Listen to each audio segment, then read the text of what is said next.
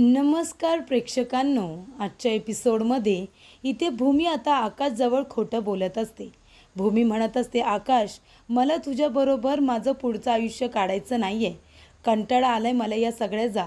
जेव्हापासून आपलं लग्न झालं आहे तेव्हापासून मी संकटांचा फक्त सामना करते. आता मला इथे शांतपणे माझं आयुष्य काढायचं आहे. माझं फ्युचर हे मला समाधानाने काढायचं आहे आणि डॉक्टर संकर्षण अधिकारी यांच्याबरोबर मी माझं आयुष्य इथे शांतपणे काढू शकते. मी माझ्या मुलीचं आणि माझं फ्युचर इथे चांगलं करण्यासाठी हा घेतलेला निर्णय आहे. मी माझ्या आयुष्यात मूव ऑन झाले, तूसुद्धा मूव ऑन हो, असं इकडे भूमी आकाशला म्हणत असते. तेव्हा इथे भूमी आकाशला आता सगळं काही सांगून झाल्यानंतर ती तिथून निघून जाते. मात्र आकाश तिच्याकडे आणि तिच्या डोळ्यांकडे टक लावून बघत असतो.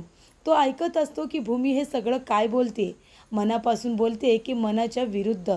तेव्हा रागिनी मुद्दामून त्या ठिकाणी आलेली असते. रागिनी बघा इथे आता भूमीला आवाज देत असते. ती म्हणत असते की भूमी, अगं भूमी थांब ना गं. तेव्हा इथे भूमी काही तिच्याकडे बघत नाही, ती सरळ तिथून निघून जाते. तेव्हा इथे रागिनी म्हणत असते की भूमी आणि आकाश, तुम्ही दोघंजणं आता एकमेकांपासून वेगळे होणारच. तुमचा हा डिवोर्स आहे ना, तो सुद्धा लवकरच होईल आणि भूमी, तुझा संबंध कायमचा या घरातून संपणार, असं इकडे आता रागिनी म्हणत असते. तर इथे आता सुलक्षणा दुधाचा ग्लास घेऊन आलेले असते ओजससाठी. ओजसला हाका मारत असते. ओजस त्याच्या रूममध्ये नसतो. तेव्हा सुलक्षणा म्हणत असते की ओजस कुठे गेला, बाथरूममध्ये आहेस का? बाथरूममध्ये नसतो. इथे बेडखाली तो लपून बसत असतो, तिथेसुद्धा नसतो. तेव्हा इकडे आता सुलक्षणा म्हणत असते की ओजस गेला तरी कुठे, ती सगळीकडे शोधत असते. तेव्हा प्रेक्षकांनो, भूमी घरी जायला निघालेली असते. भूमी जेव्हा आता घरी जाणार असते तेव्हा जात असताना तिला ती आकाशला जे काही बोललेले असते ते आठवत असतं. तेव्हा इथे आकाश म्हणत असतो, काय झालं, तू माझ्यासाठी काय इथे थांबली आहेस? तुला काय वाटतंय मी इथून उडी वगैरे मारणार आहे की काय? काळजी वाटते तुला? मग सांग ना, माझी तुला जर एवढी काळजी वाटते तर सांग की मला का सोडून गेलीस? नक्की कारण काय आहे ते मला कळायला नको का? तेव्हा इथे भूमी म्हणते, आकाश, मला आता तुझ्याबरोबर राहायचं नाही आहे. मला हे संकटामध्ये जगायचं नाही आहे. मला शांतपणे माझं आयुष्य काढायचं आहे. मला आता माझ्या आयुष्यामध्ये फक्त शांतता हवी आहे. मला पीसफुल आयुष्य जगायचं आहे, असं इकडे भूमी म्हणत असते. मी मूव ऑन झाले, तूसुद्धा मूव ऑन हो. तूसुद्धा पुढे जा, माझ्यामध्ये अडकून पडू नकोस आणि मलासुद्धा अडकून राहायचं नाही आहे, असं भूमी सातत्याने म्हणत असते. पण प्रेक्षकांनो, ते सगळं खोटं आहे. आपल्याला माहितीच आहे तिने हा निर्णय फक्त आणि फक्त आकाशसाठी घेतला आहे. त्यानंतर प्रेक्षकांनो, इथे ओजस घरामध्ये नाही आहे म्हटल्यानंतर सगळेजणं काळजीत असतात. सगळेजणं ओजसला फोन करत असतात, पण ओजस काही फोन उचलत नाही आहे. त्याच्या मित्रांना फोन करतात, त्याच्या मित्रांकडे ओजस नाही आहे. नातेवाईकांना फोन करतात, ओजस कुठेच नसतो. तेव्हा इथे सुलक्षणा म्हणत असते, कुठे गेला असेल माझा ओजस? हे सगळं त्या बाईमुळे झालं आहे आणि तुम्ही कुठे होतात हो? तुम्हाला ओजसवरती लक्ष ठेवता आलं नाही. तेव्हा इथे काका म्हणत असतात, अगं असं काय करते सुलक्षणा? भूमीला काहीतरी काम होतं म्हणून ती घरातून बाहेर गेली. तिने मला सांगितलं होतं क्षितिजाकडे लक्ष द्यायला, म्हणून मी क्षितिजाजवळ बसलो होतो आणि इकडे ओजस कुठे गेला मला खरंच माहिती नाही आहे. तेव्हा सुलक्षणा म्हणते, वा वा, ती मुलगी ती कोण आहे माहिती आहे ना? आपल्या मुलीची सवत आहे. ती या घरामध्ये आली आहे, या प्रॉपर्टीवरती, या संपत्तीवरती आयता विळखा घालून बसायला आणि तुम्ही तिच्याच मुलीची काळजी घेत होता. याला तर असं म्हणतात स्वतःच्या पायावरती इथे धोंडा पाडून घेणं. त्यानंतर इथे काका म्हणत असतात, अगं सुलक्षणा असं काय करतेस? भूमीचं महत्त्वाचं काम होतं म्हणून ती बाहेर गेले. आता बाळावरती लक्ष ठेवायला सांगितल्यानंतर लक्ष ठेवायला नको का? त्यानंतर प्रेक्षकांनो, संकर्षण अधिकारीसुद्धा आता घरी आलेले असतात. आपला ओजस घरामध्ये नाही आहे म्हणजे त्यांना काळजी वाटत असते. ते आता फोन करत असतात, म्हणत असतात की नातेवाईकांना फोन ट्राय करा आणि त्याचबरोबर त्याचे काही फ्रेंड्स आहेत त्यांचेसुद्धा फोन ट्राय करा. तेव्हा प्रेक्षकांनो, इथे आता ओजस घरात नाही आहे म्हणून सगळेजण काळजीत असतात. तर एका बाजूला इथे आकाश आता स्वतःच्या हाताला इजा करून घेत असतो. तो जोरात आपला हात इथे भिंतीवरती मारत असतो. तेव्हा रागिनीला तर खूप आनंद होतो. रागिनी म्हणते की वा आकाश वा, मार मार, अजून स्वतःला त्रास करून घे.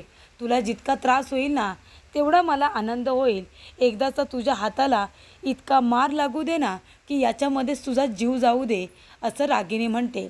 त्यानंतर नाटके करतच पुढे येते आणि म्हणत असते की आकाश, अरे काय करतोयस तू हे आकाश? अरे लागेल ना तुला, बघू बघू कुठे तुला लागले. तेव्हा इथे आकाश म्हणत असतो की आत्या, अगं काय करू, स्वतःला त्रास करून घेऊ नाही तर काय करू. तेव्हा इथे रागिनी म्हणते, हो ना आकाश, भूमीच्या ह्या अशा वागण्याचा त्रास होतोय ना तुला. भूमी आधी अशी नव्हती रे, आता ती अशी का वागायला लागली काय माहिती. तेव्हा आकाश म्हणत असतो की भूमीच्या वागण्याचा तर त्रास होतोय मला, पण भूमी ज्या पद्धतीने आता बोलली ना आत्या, ती काय बोलली तू बघितलंस ना. तिच्या तोंडून इथे दुसऱ्या व्यक्तीसाठी जे शब्द निघत होते, ती दुसऱ्या व्यक्तीसाठी जे बोलत होती, त्यामुळे तिला बोलत असताना त्या गोष्टीचा किती त्रास झाला असेल, या गोष्टीचा मला त्रास होतोय. माझी भूमी हे जे काही बोलत होती सगळं मनाविरुद्ध बोलत होती, मला माहिती आहे. तेव्हा इथे आता रागिनी म्हणत असते, हे कसं काय बोलू शकतोस तू? अरे खरोखर तिला तुझ्याबरोबर राहायचं नाही आहे म्हणून तर ती निघून गेली ना. आणि ती म्हणत होती की तिला तिच्या आयुष्यामध्ये समाधान हवं म्हणून, तिला शांततेत तिचं आयुष्य काढायचं आहे. तेव्हा भूमी खोटं बोलली आत्या, असं रागिनीला आकाश म्हणतो. माझी भूमी खोटं बोलते.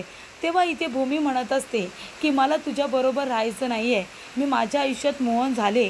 अगं ती असं कधीच बोलू शकत नाही, कारण मला माहिती आहे माझी भूमी कशी आहे. तेव्हा रागिनी म्हणत असते की आकाश, अरे भूमी अशी नव्हती रे, भूमी सगळ्यांची काळजी घ्यायची, तुझ्यावरती तिचं जीवापाड प्रेम होतं. पण आता तिच्या बोलण्यातून मला असंच वाटते की कदाचित तिला तिच्या आयुष्यामध्ये खरोखर पुढे जायचं आहे. ती निघून गेली आकाश, ती निघून गेली. आता तू सुद्धा तुझ्या आयुष्याचा नव्याने विचार कर. तेव्हा इथे आकाश म्हणत असतो, आत्या तू पण असं बोलतेस? अगं तू माझ्या भूमीबद्दल असं कसं बोलू शकतेस? माझी भूमी कशी आहे हे तुला बरोबर माहिती आहे, तरीसुद्धा तू भूमीला असं बोलतेस. अगं ती जरीसुद्धा हे सगळं बोलली असेल, ती मनापासून नाही बोलले, कारण आकाशने बघितलेलं असतं, भूमीने इथे फिंगर क्रॉस केलेले असतात. तेव्हा आकाश म्हणत असतो की माझी भूमी खोटं बोलते, पण ती हे सगळं का खोटं बोलते मनाच्या विरुद्ध, ते मला कळत नाही आहे.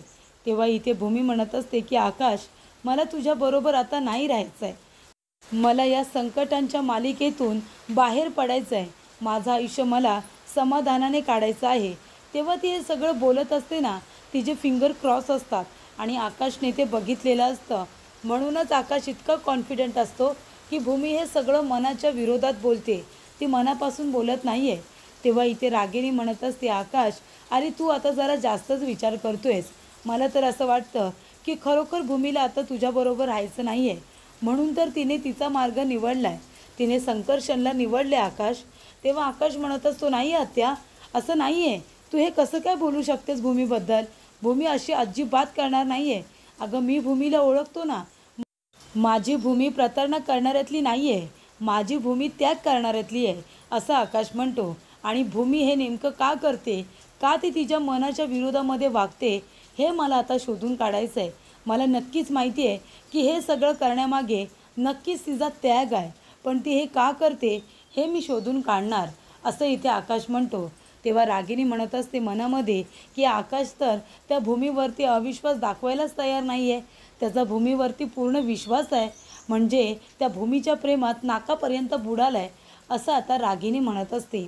त्यानंतर प्रेक्षकांनो, इथे आता ओजस घर सोडून जात असतो. तेव्हा त्याला आपल्या आईची फार आठवण आलेली असते. त्याच्या आईने त्याचा घेतलेला अभ्यास, त्याला हाताने भरवलेलं, त्याच्याबरोबर खेळलेलं, मांडीवरती त्याचं डोकं ठेवून त्याला झोपवलेलं, या सगळ्या गोष्टी ओजसला आठवत असतात. आणि अचानक त्याला आठवतं, संकर्षण म्हणतात. संकर्षण म्हणत असतो की भूमी या घरामध्ये पल्लवीची जागा घेणार आहे. भूमी या घरामध्ये ओजसची आई म्हणून आली आहे आणि आजपासून ती ओजसची काळजी घेणार आहे. त्यामुळे या गोष्टी जेव्हा आता ओजस ऐकतो तेव्हा त्याला खूप जास्त राग येतो. त्याला असं वाटत असतं की माझ्या आईची जागा दुसरं कुणीही घेऊ शकत नाही, माझी आई फक्त एकटीच आहे आणि ती एकटीच राहणार, बाकी कुणीही तिची जागा घेऊ शकत नाही, असं इकडे आता ओजस याला वाटत असतं.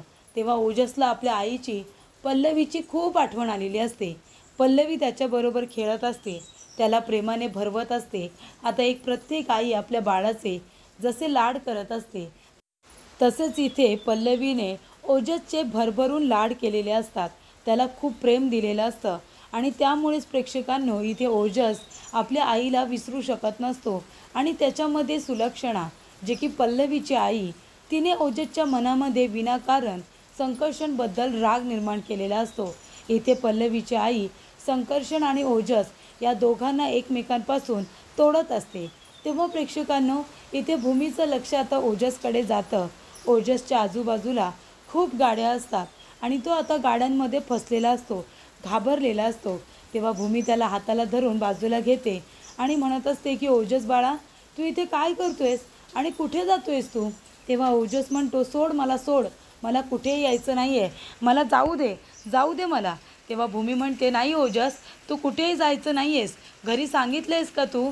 आणि भूमी ओजसला उचलून घेते. त्याला उचलून घेऊन आता घरी घेऊन येत असते. तेव्हा इथे संकर्षण अधिकारी टेन्शनमध्ये असतो. तो म्हणत असतो की ओजस बाळा, रे कुठे गेलास तू? मला तुझी खूप जास्त काळजी वाटते, लवकर ये घरी बाळा, लवकर ये. तेव्हा प्रेक्षकांनो इथे आता ओजसला भूमी घरी घेऊन आलेली असते. ती म्हणत असते, ओजस प्लीज शांत हो, शांत हो बाळा. तेव्हा ओजस म्हणतो, सोड मला, का तू मला घरी घेऊन आलीस? मला इथे थांबायचं नाही आहे. तेव्हा इथे आता ओजसची आजी धावत पळत त्याच्याकडे येते आणि म्हणत असते, ओजस बाळा, अरे कुठे गेला होतास तू? तुला माहिती आहे का तुझ्या आजीला तुझी किती काळजी वाटत होती?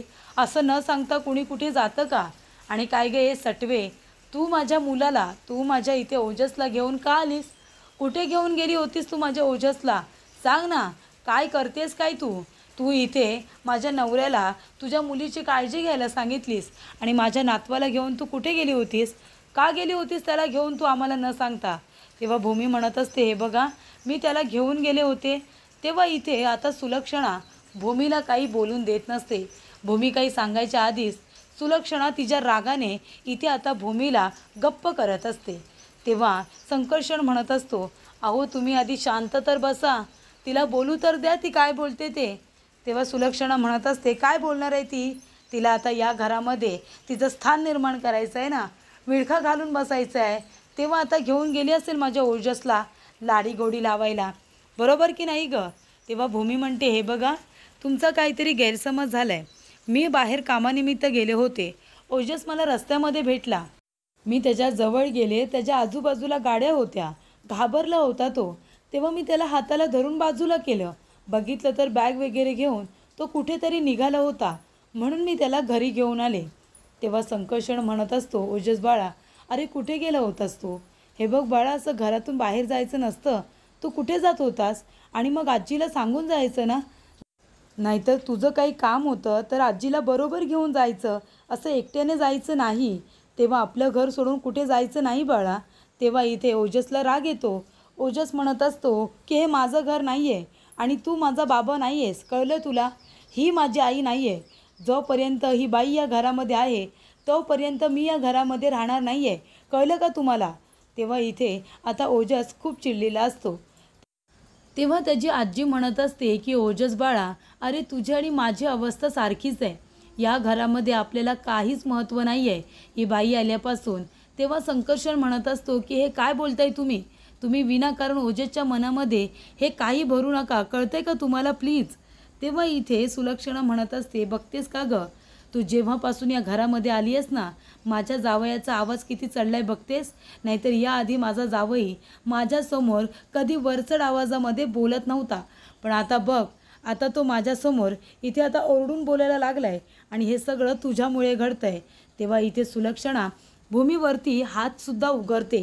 तेव्हा इथे लगेच संकर्षण इथे सुलक्षणाचा हात पकडतो आणि म्हणतो की भूमीवरती हात उगारायची गरज नाही आहे, तिचे आभार माना तुम्ही. ती ओजसला घेऊन आली आहे घरामध्ये परत, ती होती म्हणून आपला ओजस सुखरूपरित्या घरामध्ये आला आहे, कळते का तुम्हाला? तेव्हा तिचे आभार माना. तेव्हा इथे सुलक्षणा म्हणते, मला तिचे आभार मानायची गरज नाही आहे, तिच्यामुळेच तर ओजस घर सोडून गेला आहे ना. तुम्हाला जे करायचं आहे ते करा, पण मला एक गोष्ट कळत नाही हो जावई बापू, इथे माझ्या मुलीला जाऊन 1 महिनासुद्धा झालेला नाही आहे, तर तुम्ही ओजससाठी दुसरी आई घेऊन आलात, बरोबर की नाही? म्हणजे तुमचं हे प्रकरण कधीपासून सुरू होतं, कधीपासून? ही तुम्हाला अचानकपणे तर कुठेतरी भेटली नसेल. मग खरं तर तुम्ही माझ्या मुलीला मुद्दामून तर मारलं नाहीत ना, तर इथे तुमचा एवढा मोठा अपघात झाला, त्या अपघातामध्ये माझी मुलगी गेली आणि तुम्ही जिवंत राहिलात का? त्या अपघातामध्ये तुम्ही का गेला नाहीत? असं इकडे सुलक्षणा म्हणत असते. तेव्हा प्रेक्षकांना आकाशला खूप वाईट वाटतं आणि खरं तर भूमीलासुद्धा वाईट वाटतं. तेव्हा इथे संकर्षण म्हणत असतो की हे बघ ओजस, मी तुझ्या आईला मारलेलं नाही आहे बाळा, मी खरंच मारलेलं नाही आहे. तो एक अपघात होता. माझं तुझ्या आईवरती किती प्रेम होतं हे तुला माहिती आहे ना. तू नको बाळा असं विचार करूस, मी तुझ्या आईला मारलेलं नाही आहे. तेव्हा ओजस म्हणतो, तू माझा बाबा नाही आहेस, नाही बोलायचं आहे मला तुझ्याशी, कळलं का? आणि ओजस त्याला झिडकारून तिथून निघून जातो. तेव्हा इथे सुलक्षणा म्हणत असते, बघितलंत ना, अहो मुलालासुद्धा सत्य कळलं आहे की तुम्ही त्याच्या आईबरोबर काय केले आहेत ते. हे सगळं तुम्ही जाणून बुजूनच केलं असेल ना. म्हणजे एवढा मोठा अपघात झाला आणि माझी मुलगी बरी गेली, मग आता हिला लगेच तुम्ही 1 महिन्याच्या आतमध्येच घेऊन आलात. म्हणजे याचा अर्थ काय होतो? तुम्ही माझ्या मुलीचा काटा काढला, हे कशावरून नाही केले तुम्ही? माझ्या मुलीचा काटा काढलात ना, तिला तुमच्या रस्त्यातून बाजूला केलं ना. तेव्हा संकर्षण म्हणतो, बास झालं तुमचं, गप्प बसा. तेव्हा इथे आता पल्लवीचे बाबा म्हणतात, सुलक्षणा अगं काय झालं आहे तुला? हे बघ तुला पण माहिती आहे जावई बापू असे नाही आहेत. त्यांचं पल्लूवरती किती प्रेम होतं हे आपण बघितलं आहे. त्याच्यामुळे विनाकारण तू त्यांच्यावरती असा राग काढू नकोस आणि त्यांना वाटेल तसं बोलू नकोस. जावई बापू असं कधीच करणार नाही, हे तुला पण चांगलंच माहिती आहे. तेव्हा इथे आता सुलक्षणा म्हणत असते की आधी तरी कुठे यांनी माझ्या नातवाला, माझ्या मुलीला वेळ दिला आहे. नेहमी हॉस्पिटल, त्यांची कामं, त्यांच्या सर्जरी एवढंच करत बसले ना.